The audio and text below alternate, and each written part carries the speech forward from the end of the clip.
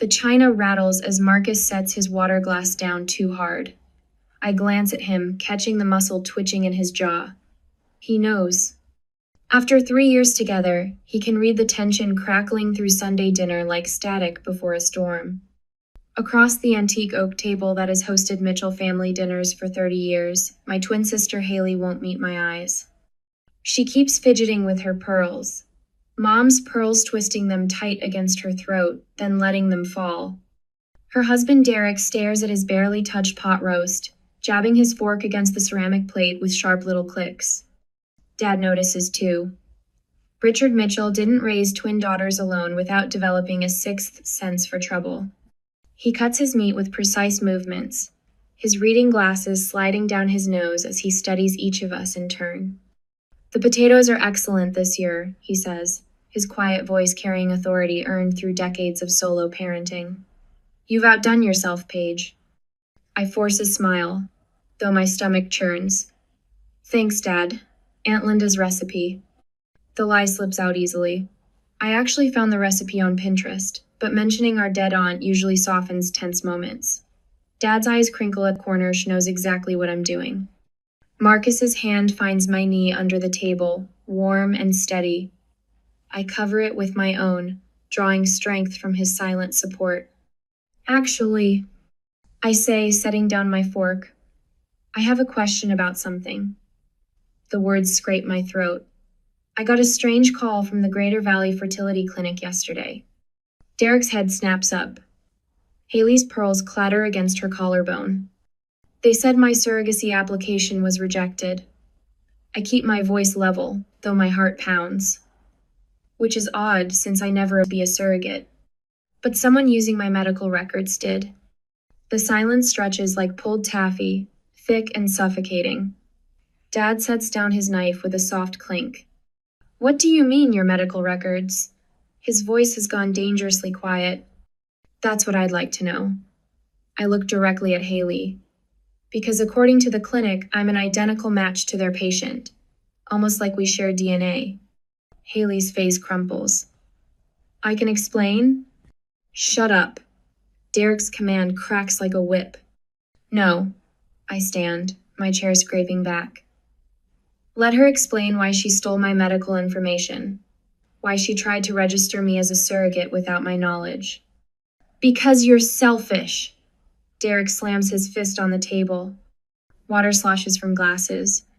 "We asked you, we begged you, but you couldn't be bothered to help your own sister have a baby. That's not what happened." My voice shakes.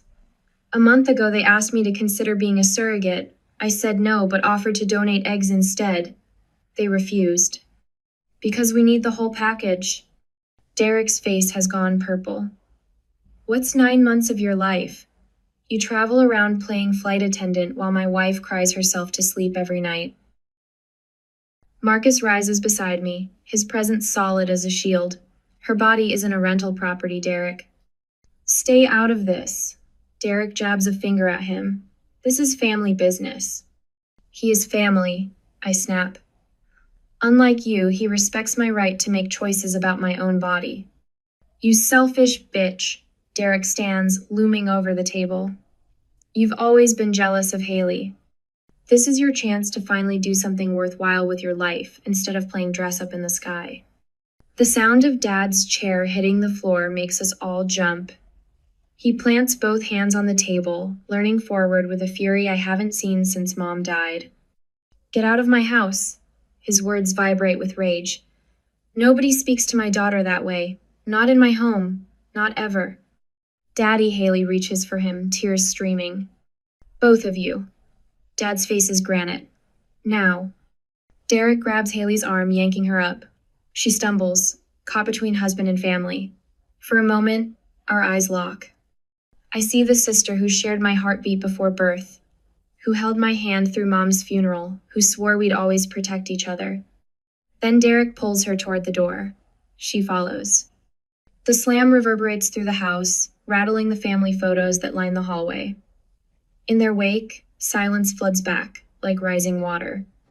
Marcus wraps his arm around my shoulders as my knees go weak. Dad picks up his chair with trembling hands. Nobody speaks. My phone buzzes in my pocket. Unknown number. The text message glows against the screen. This isn't over. You'll give me what I want. I close my eyes, letting Marcus's strength hold me upright. What would you do when the people who should protect you plot to use your body against your will? For me, this was just the beginning of a nightmare that would test every boundary I'd ever set. But they didn't know who they were dealing with. Not yet. After the incident, I washed the dishes, comforted my dad, and went back home with my boyfriend. At home that night, Marcus's laptop screen glows in the darkness of my apartment. My fingers hover over his keyboard, trembling. The browser history he discovered while checking his email makes my stomach turn.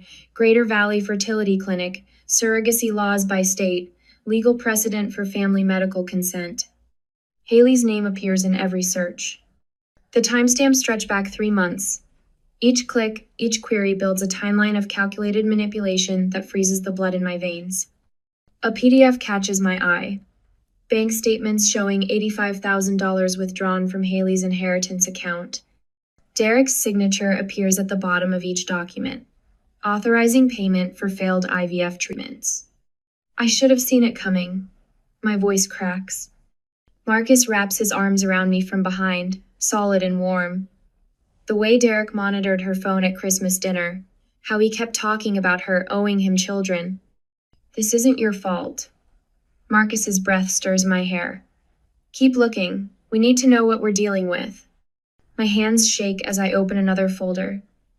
Inside, a notebook scan fills the screen with Haley's familiar looping handwriting. My heart stops.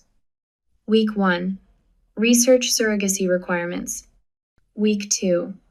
Obtain Paige's medical records through Dr. Anderson's office. Week 3. Begin conditioning her schedule. Bring up children during weekly calls. The list continues, mapping out their scheme in clinical detail. A photograph of my office building's security badge, my flight schedule for the past 2 months.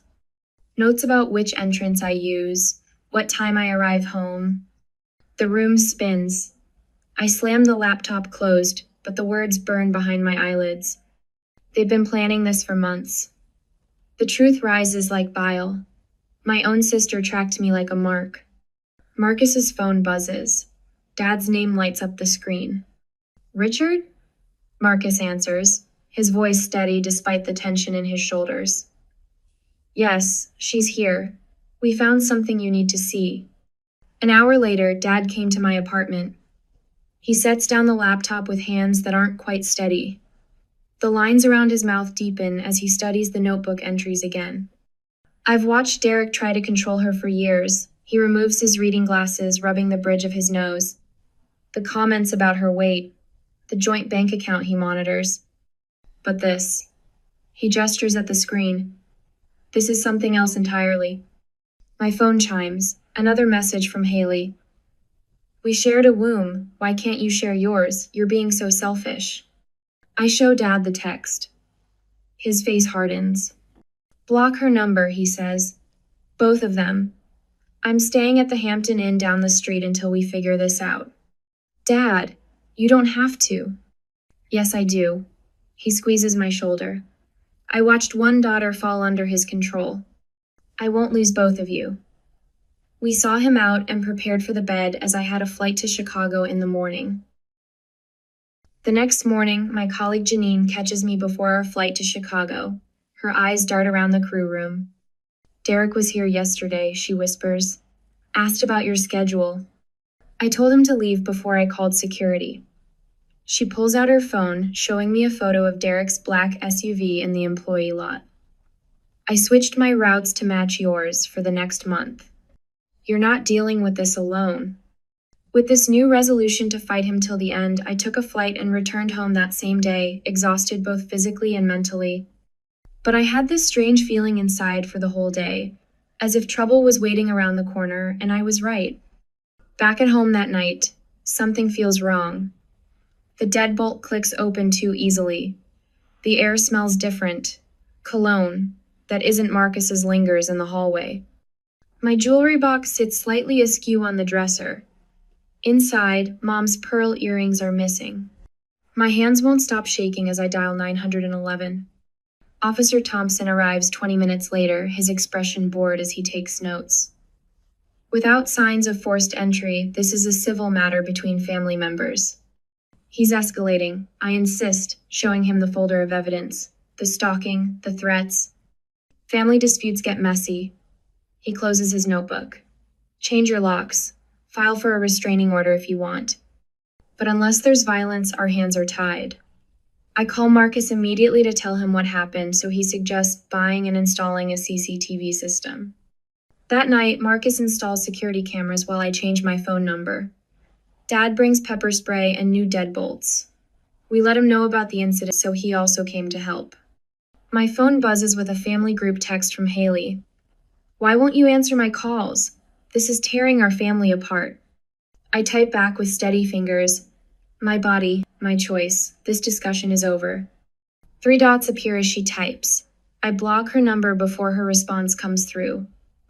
With Dad's and Marcus's help, the cameras were functioning, and we all went to sleep a bit comfortably.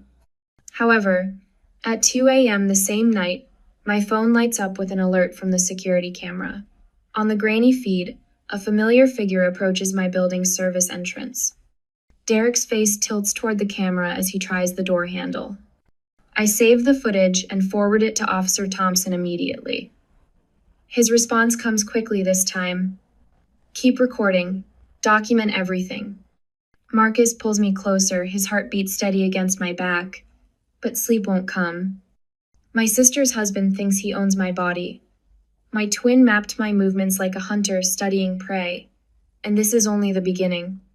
Some men don't just want a child, they want control. And they'll destroy anything in their path to get it, including family. But abuse doesn't always leave bruises. Sometimes it leaves shattered appliances, silent threats, and a deep, gnawing sense that nowhere is truly safe. Which is why Derek has kept pestering us and destroying our apartment in the weeks to come. Due to a busy schedule, I was away for 2 weeks, and after I landed, waited for me to pick me up from work. As I sit in the car, he tells me Derek damaged our place again. As soon as we got home, I noticed a mess everywhere. The shards of my favorite espresso machine glitter across the kitchen floor like broken promises. Ceramic dust coats my fingertips as I pick up the pieces, dropping them into a paper bag one by one. Through my apartment windows, morning sunlight streams across the wreckage Derek left behind. Marcus crouches beside me, his phone recording the damage. That's the 3rd break-in this month. We're documenting everything. My hands shake as I reach for another fragment. The machine was a gift from Dad, last Christmas vintage Italian, the kind that hisses and steams like the ones Mom used to collect. Now it's just more evidence for the growing file labeled Mitchell vs. Sloan. The locksmith arrives an hour later, installing the 4th new deadbolt since February. I watch him work, remembering the note I found on my windshield yesterday. Your sister can't give me what I need, but you can. My phone buzzes. Unknown number. I see you changed the locks again. Cute. I regret reading it and immediately go for a hot shower. Hey. Marcus's hand covers mine, warm and steady. Officer Johnson called while you were in the shower. She wants to meet, he says to me 15 minutes later. I close my eyes, leaning into his strength. After 2 months of dismissive cops treating Derek's escalating behavior like a family squabble, Johnson is the first one who seemed to understand. The next morning, we went together to the police station to meet the officer. The precinct smells like burnt coffee and printer toner. Johnson's desk drowns under case files, but she clears the space when she sees us. Her salt and pepper hair is twisted in a no-nonsense bun. Walk me through the restaurant incident, she says, pen poised over her notepad. My scalp tingles with phantom pain. Tuesday night. Marcus was working late, so I met my friend Janine for dinner at Lorenzo's. Derek followed me from the parking lot. He grabbed my hair, tried to force me to look at photos of Haley crying. My voice stays steady. The manager called security. Derek left before they arrived. Johnson nods, making notes. And the texts? I pull out my phone, scrolling through dozens of messages from blocked numbers. each one more disturbing than the last. Your body was made to carry my son. Think about poor Haley. This could fix everything. I know your schedule. I know when you're alone. There's video, Marcus says quietly. He pulls up footage from a month ago, Derek cornering me in the airport parking garage after my red-eye flight. The fluorescent lights cast harsh shadows as he backs me against a concrete pillar. You're the one, Derek's voice echoes in the recording. You'll give me a son, one way or another. The camera shakes as a bystander films my response, the self-defense move Marcus taught me, twisting free while Derek stumbles.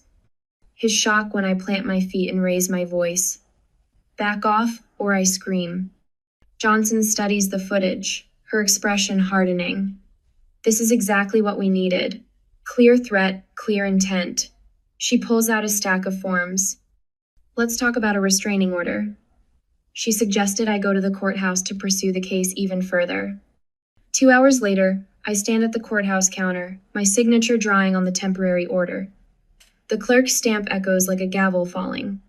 Thanks. My phone buzzes again 20 minutes later. This time, it's Marcus. He went to work after leaving me at the courthouse first. Dad's moving into the guest apartment above his garage, he says. 10 minutes from your place. And I took emergency leave from the airline. You're not facing this alone. Something cracks in my chest, not breaking, but opening. Later that night, curled against Marcus on my couch, the words spill out. Mom died giving birth to us, I whisper. I was 12 minutes older than Haley. 12 minutes more time with a mother I'll never know. My fingers trace the old photos Dad keeps in his wallet. I used to think it was my fault coming first, somehow taking too much of her strength. My body has always been mine to protect. The one thing I could control. Marcus's arms tighten around me, and it always will be yours. The next week passes in a blur of preparation. Security cameras appearing in strategic corners.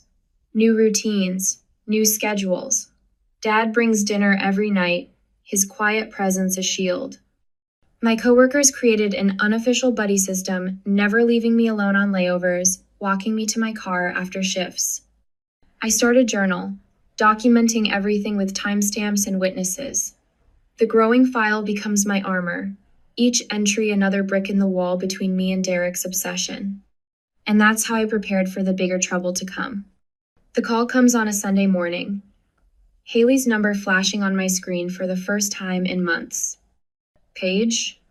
Her voice breaks. I need to tell you something. About Derek. About what he's planning. I sit very still, Marcus's hand finding mine as I listen to my twin sister sob. I found his journal, she whispers. The things he wrote about you, about what he wants to do. I can't. I should have seen it sooner. Should have stopped him. My free hand curls into a fist.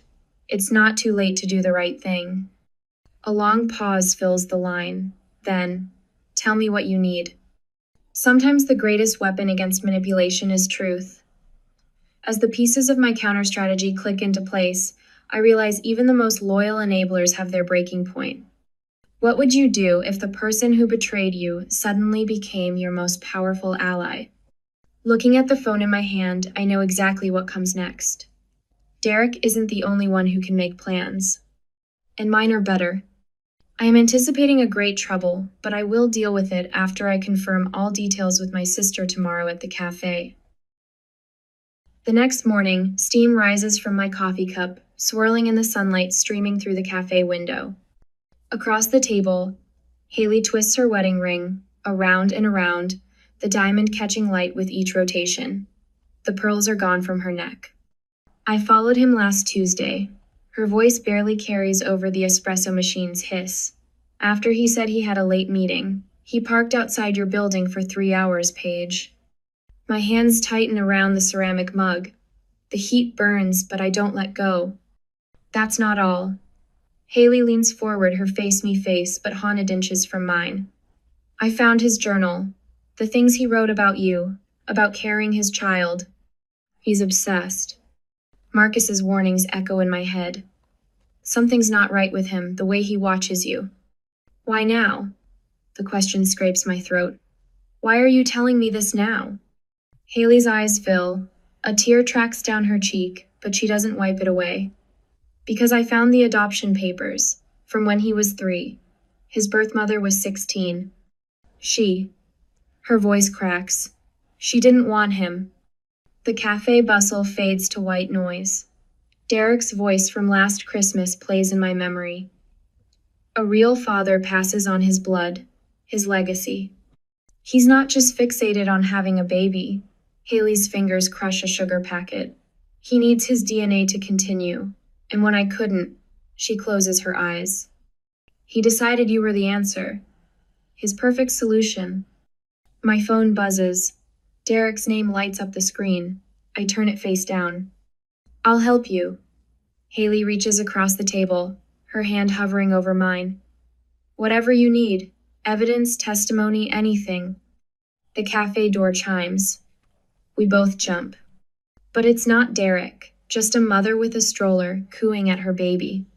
Haley jerks back like she's been burned. Her chair scrapes the floor as she stands. I have to go. He checks my location. Wait. I grab her wrist. Stay with Dad, please. She pulls away but nods once before rushing out. We went our ways, but later that day I came home and she picked her stuff and went to Dad's. 3 days later, Derek's rage explodes. I went to Dad's to find him and Paige. I'm in Dad's kitchen when the calls start flooding in. Your daughter is destroying this family. Derek's voice booms through Dad's phone speaker. She's poisoned Haley against me. Against having children. Dad's jaw tightens as he ends the call. He's been like this for hours, calling everyone. My own phone lights up. Unknown number, but I know it's him. Each message is more desperate than the last. You're tearing us apart. This was our chance. Without me, she'll never have children. Answer me. I've got the paperwork. Dad slides a manila envelope across the counter. Divorce attorney. Best in the state. The front door slams.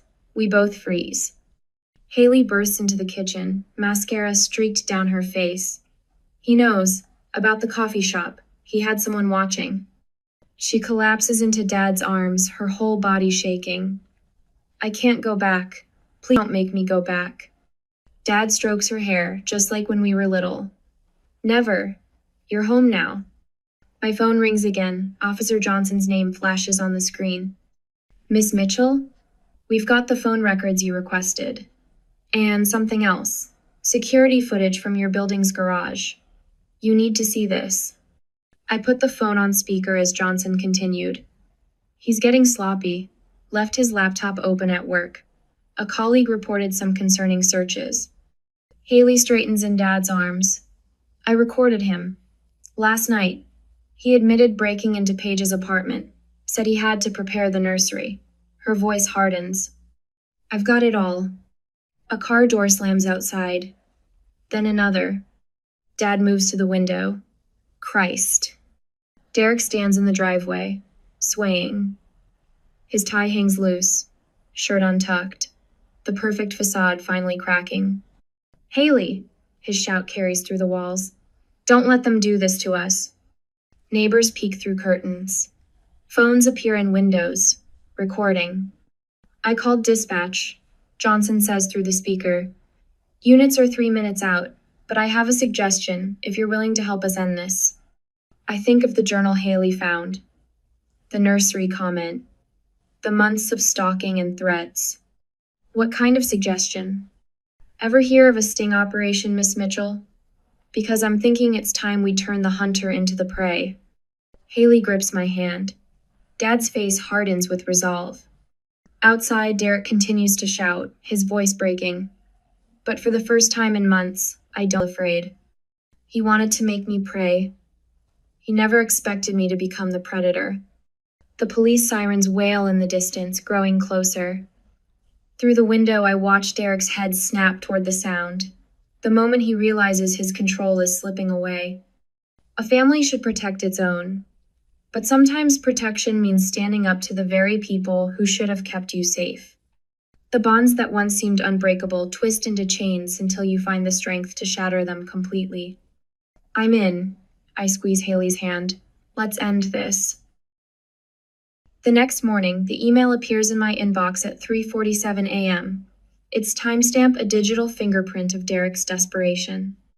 The subject line reads, "Mental health crisis, please help." I forward it to Officer Johnson without opening it, just like the previous 12 messages this week, and continue to drink my coffee. After he ran away from the scene, we have been planning this play all along to catch him finally. My phone buzzes. Another voicemail. Derek's voice slurs through the speaker. "Without you, I have nothing left to live for. The words might have gutted me 6 months ago." Now they land hollow, each syllable cataloged as evidence. Marcus watches from across our kitchen counter, a coffee mug suspended halfway to his lips. That's the third one today. Fourth. I screenshot the call log and add it to my documentation folder. He's escalating. A call from the Johnson officer to confirm the time and place for the awaiting show gives me more strength. The cafe bustles around us 2 nights later, servers weaving between tables with steaming plates. Marcus chose this spot for our date night, Bellini's, where the waitstaff knows us and the security cameras cover every angle. Officer Johnson sits 3 tables away, newspaper propped in front of him like a shield. "Try the carbonara," Marcus says, voice pitched just loud enough to carry. "Right on cue." I check my watch. 7:42 p.m. Derek always shows up during the dinner rush, when he thinks he can blend with the crowd. The bell above the door chimes. "Paige." His voice scrapes against my ears. "We need to talk." I don't turn around. Marcus's hand finds mine across the table, warm and steady. The script we've rehearsed a dozen times unfolds with precision. "This is a private dinner," Marcus says. "Leave." "Private?" Derek barks out a laugh. "Nothing about her is private. She belongs to me. She always has." Officer Johnson's newspaper rustles. From the corner of my eye, I catch his slight nod. "Everything's recording." "I've never belonged to you, Derek." My voice carries across the suddenly silent restaurant. "I never will." "You ungrateful." His fingers dig into my shoulder. The touch burns through my blouse, but I don't flinch. Don't give him the satisfaction. "Remove your hand," I say clearly, each word distinct for the microphone hidden in my necklace. "You're hurting me." "Sir." Officer Johnson materializes beside our table, badge glinting. "Step away from Miss Mitchell." Derek's grip tightens. "This is family business." "This is assault." Officer Johnson's voice could freeze flame. "And violation of a restraining order." "But that's just the beginning, isn't it, Mr. Sloan?" 2 more officers appear, flanking Derek.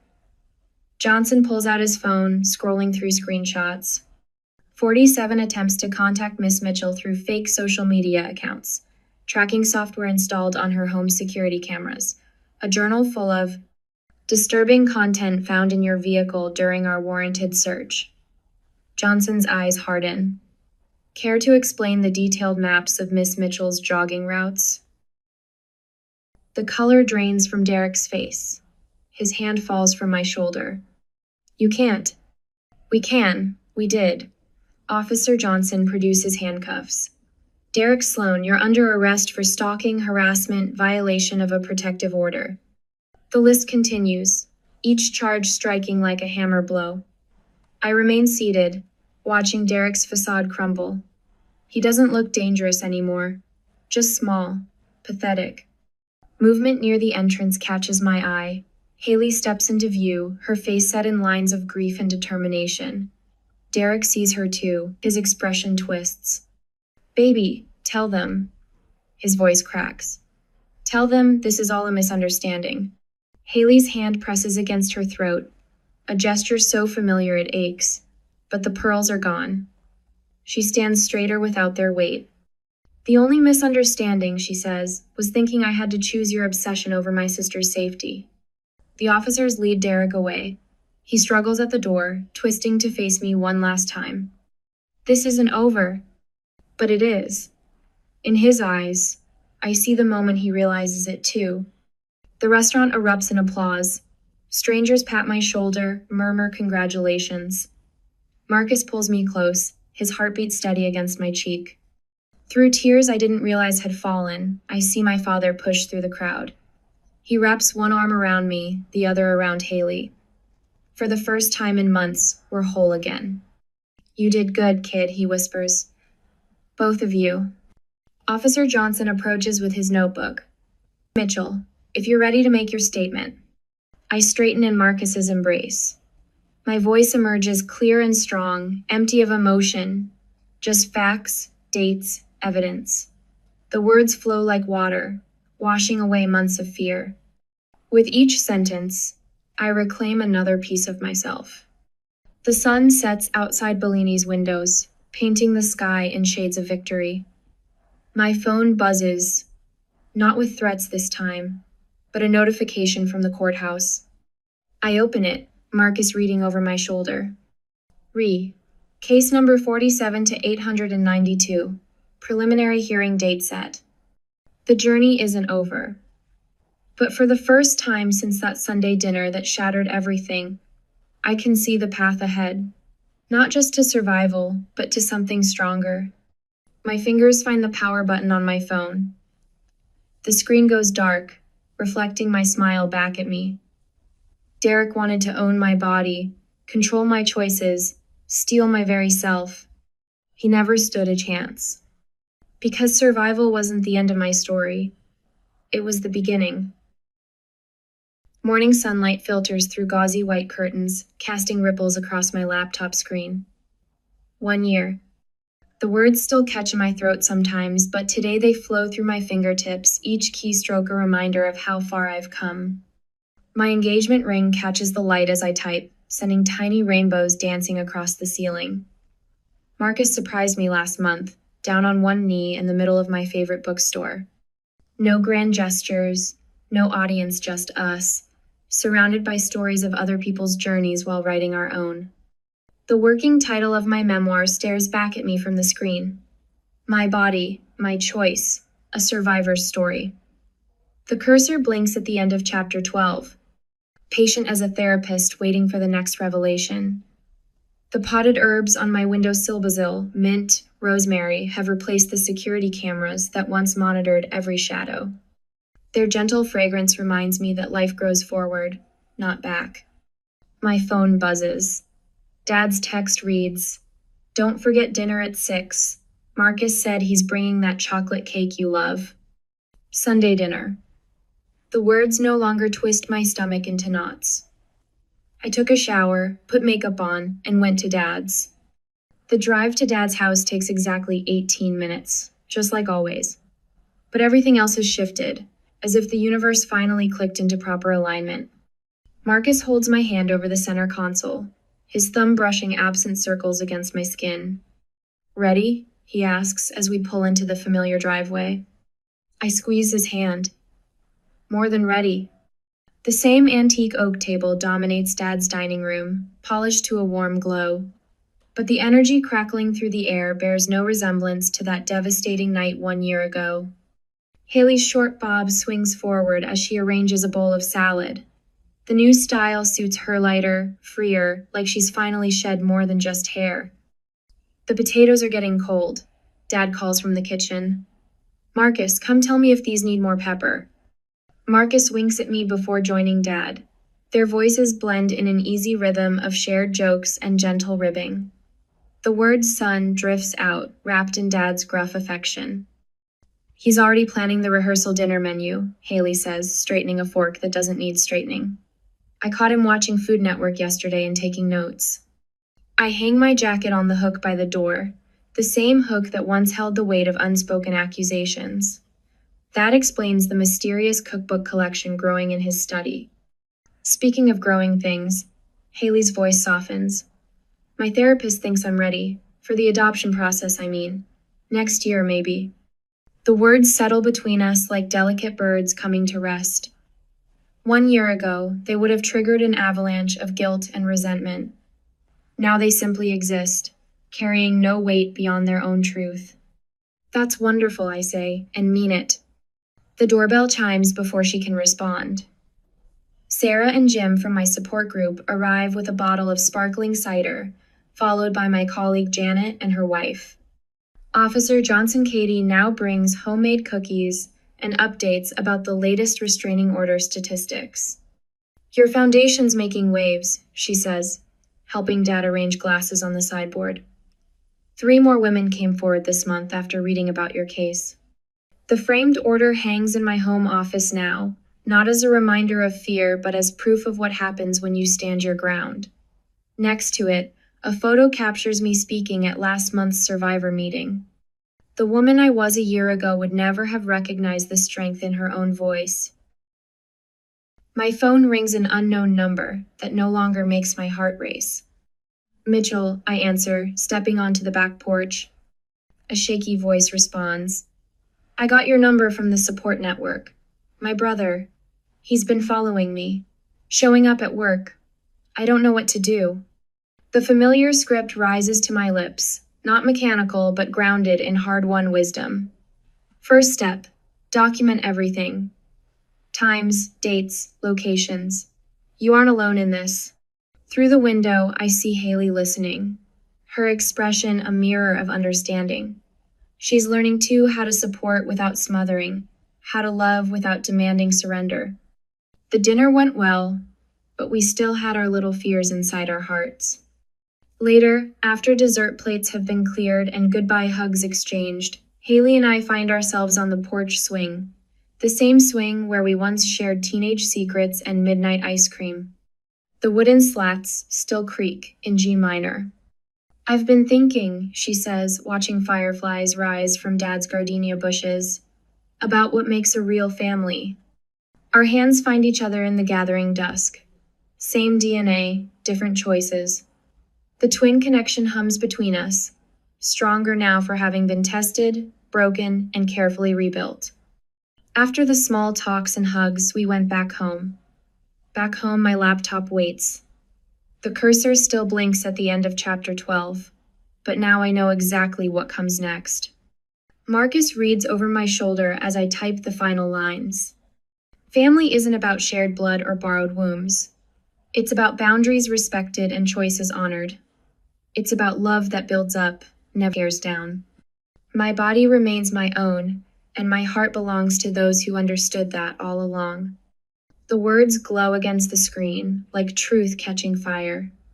Outside my window, the city spreads out in a constellation of lights, each one marking someone else's story. Maybe somewhere out there, another woman stands at her own crossroads, wondering if she's strong enough to draw a line in the sand. I save the file and close my laptop. Marcus's arms slide around my waist as I stand, solid as bedrock, gentle as morning light. Coming to bed? He asks.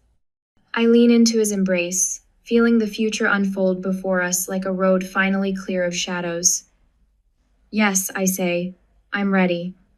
Through the window, stars pierce the darkness like silver studs. My reflection smiles back at me, scarred but unbroken, changed but not damaged, finally and completely free.